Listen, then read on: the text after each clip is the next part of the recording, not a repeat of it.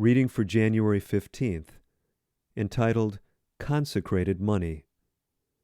For the love of money is the root of all evil, which while some coveted after, they have erred from the faith, and pierced themselves through with many sorrows. 1 Timothy chapter 6, verse 10.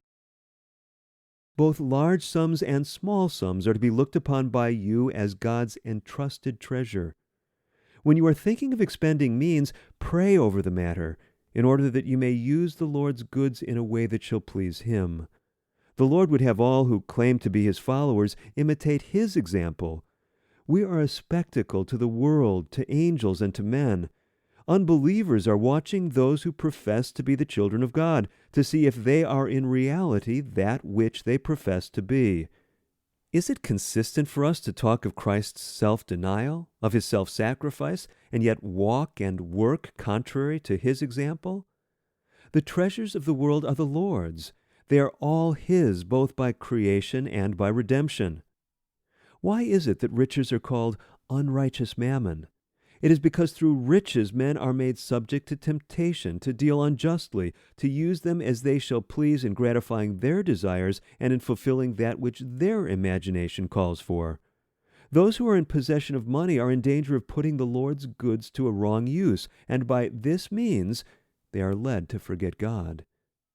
The rich young ruler thought that he loved God until Jesus revealed his idol to him and showed him that he was making a god of his possessions. He had come to Christ asking, "What lack I yet?"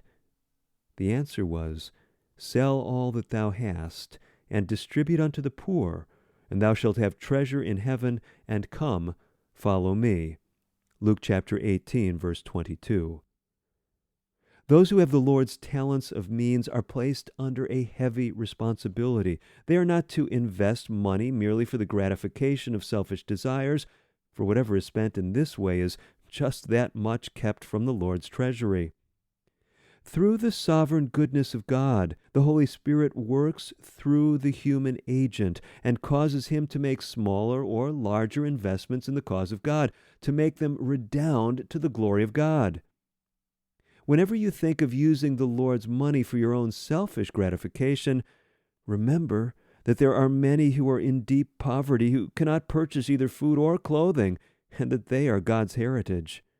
We are to do good to all men, and especially to those who are of the household of faith.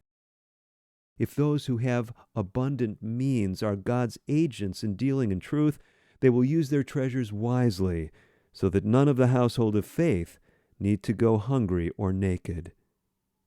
Taken from letter 90, dated January 15, 1895, to a Seventh-day Adventist woman of considerable means.